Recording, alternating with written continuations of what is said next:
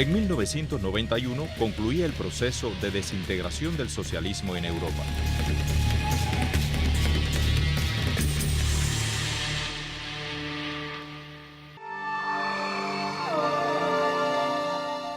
El imperialismo, sus aliados y mercenarios recrudecían las acciones terroristas y la guerra económica impuesta a la isla. Fue una etapa difícil y de profundo análisis acerca de las vías para enfrentar tan colosal reto. Muchos se cuestionaron en el mundo la posibilidad de que Cuba continuara construyendo el socialismo.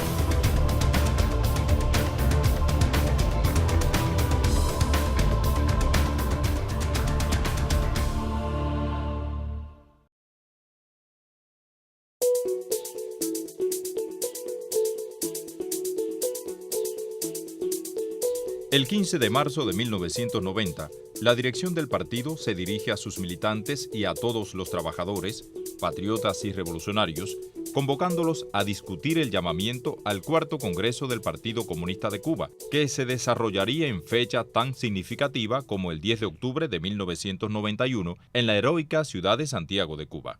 Se reafirmaría la decisión de continuar defendiendo el socialismo, a pesar de la desintegración del campo socialista y de la URSS, y se trazarían las medidas y políticas correspondientes al periodo especial, esta vez en tiempo de paz, para garantizar la supervivencia del país. En este Congreso se definió que el programa aprobado en el Congreso anterior ya no se ajustaba a las nuevas y difíciles condiciones del periodo especial que enfrentaba el país y resultaba necesario modificar los estatutos. Se introdujeron modificaciones trascendentes en cuanto a las vías y procedimientos para el ingreso al partido.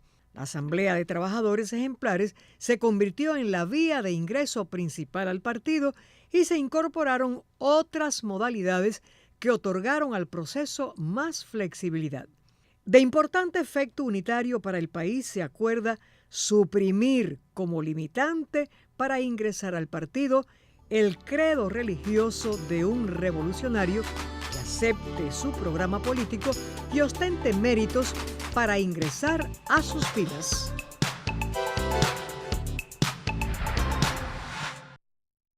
Se le otorgó al Comité Central del Partido facultades excepcionales para implementar decisiones políticas y económicas que en esa coyuntura era necesario adoptar con extremo dinamismo.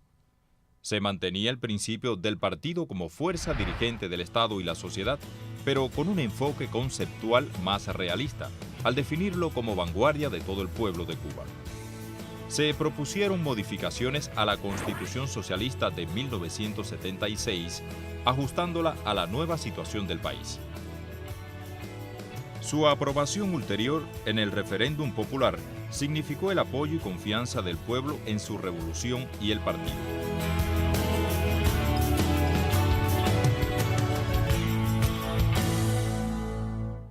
El cuarto Congreso reafirmó que toda la actividad del partido debía sustentarse en su autoridad moral, en el acierto de su política, en la ejemplaridad de sus militantes y en la vinculación con las masas.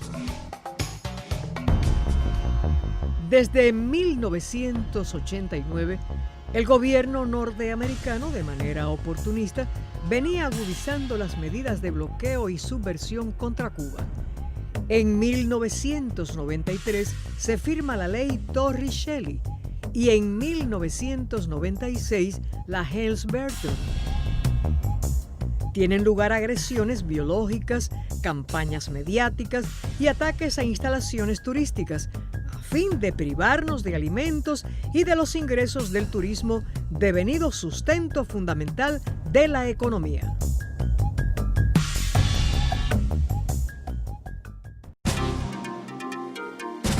A partir de las decisiones económicas adoptadas, se crean las Unidades Básicas de Producción Cooperativa, VPC, en tierras de empresas estatales, se produce la despenalización de la tenencia de divisas, la legalización del trabajo por cuenta propia, el incremento de las asociaciones con el capital extranjero y el incentivo del turismo en el país. Había que garantizar nuevas fuentes de financiamiento para enfrentar las consecuencias del doble bloqueo: paralización de inversiones, cierre de fábricas, pérdida de mercados y de la capacidad de importación de insumos, alimentos y materias primas, al punto que para 1993 el Producto Interno Bruto del país se había reducido en un 35%.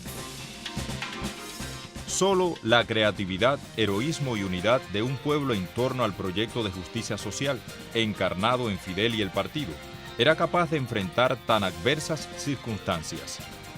Los parlamentos obreros de 1994, en que se debatieron las medidas económicas necesarias, reunieron a millones de trabajadores del campo y la ciudad que las apoyaron resueltamente.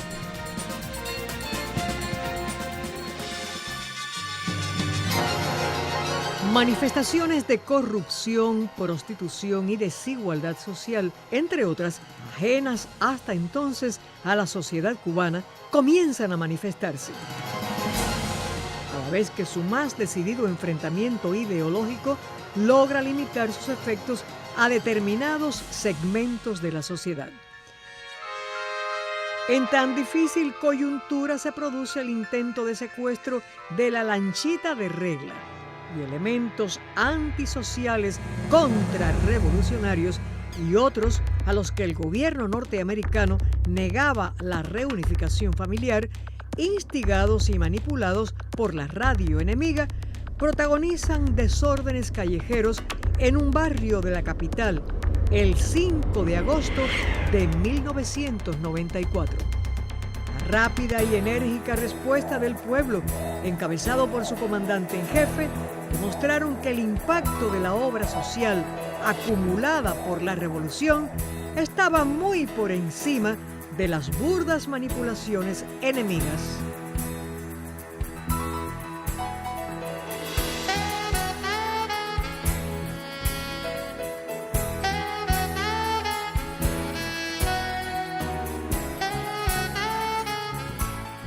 El 16 de abril de 1997, el Comité Central convocó a sus militantes y a todo el pueblo al quinto Congreso del Partido Comunista de Cuba, celebrado posteriormente entre el 8 y el 10 de octubre de ese mismo año.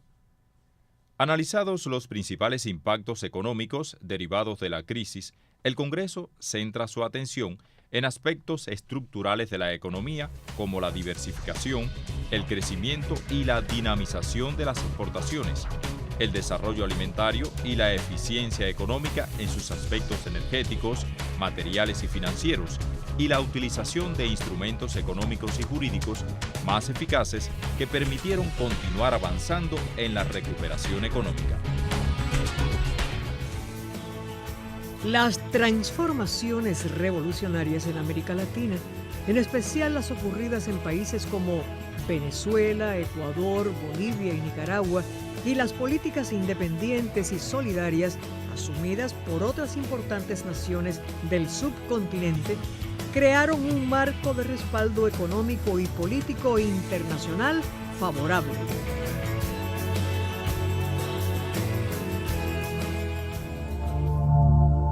En noviembre de 2005, Fidel alerta a la nación en su discurso a los estudiantes de la Universidad de La Habana. Puede ser o no irreversible un proceso revolucionario. ¿Cuáles serían las ideas o el grado de conciencia que harían imposible la reversión de un proceso revolucionario? Cuando a los que fueron de los primeros, los veteranos, vayan desapareciendo y dando lugar a nuevas generaciones de líderes. ¿Qué hacer y cómo hacerlo? Si nosotros al fin y al cabo hemos sido testigos de muchos errores. Y ni cuenta nos dimos. A pesar de las limitaciones de salud del compañero Fidel, el partido siempre ha contado con su visión política y experiencia. Trabajador incansable que ha escrito cientos de reflexiones, transmitiendo al pueblo de Cuba y al mundo su valiosa experiencia para enfrentar los grandes riesgos a que se ve sometida la humanidad en este tercer milenio. Los niveles de desarrollo alcanzados en esta década, por encima de los más difíciles momentos de los 90, se veían amenazados por la profunda crisis global del capitalismo.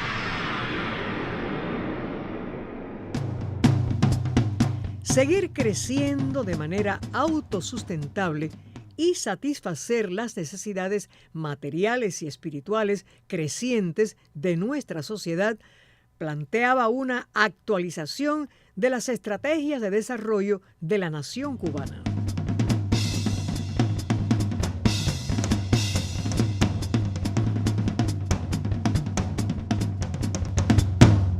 Durante 3 meses, del 1 de diciembre del 2010 al 28 de febrero del 2011, en un amplio ejercicio democrático, se desarrolló el debate y enriquecimiento por el pueblo de los lineamientos de la política económica y social propuestos por el partido para enfrentar los problemas decisivos para el desarrollo ulterior de la revolución.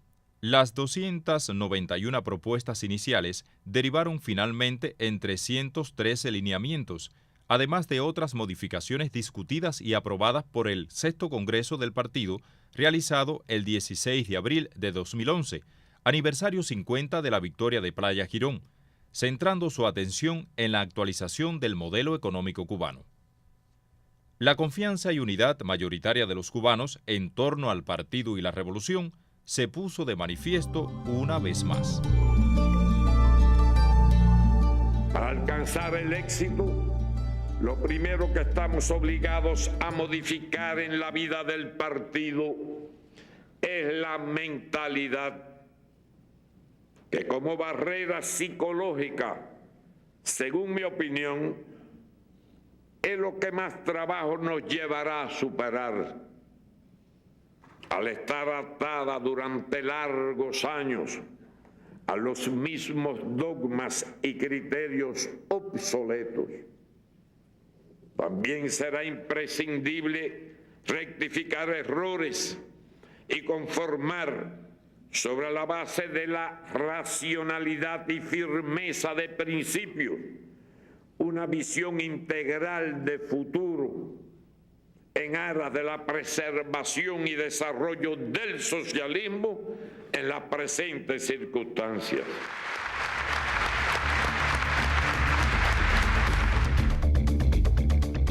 El Partido Comunista de Cuba perdura, se fortalece y crece, aún en la adversidad de estos años, porque el pueblo cubano quiere. Es la conciencia vigilante y la columna vertebral de la resistencia de la nación cubana.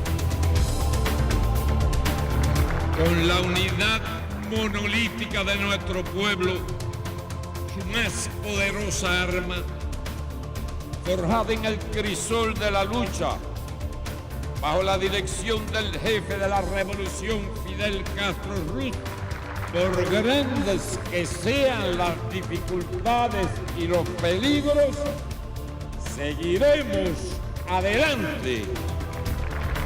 ¡Gloria a los mártires de la patria! ¡Viva Fidel! ¡Viva Cuba libre! ¡Viva!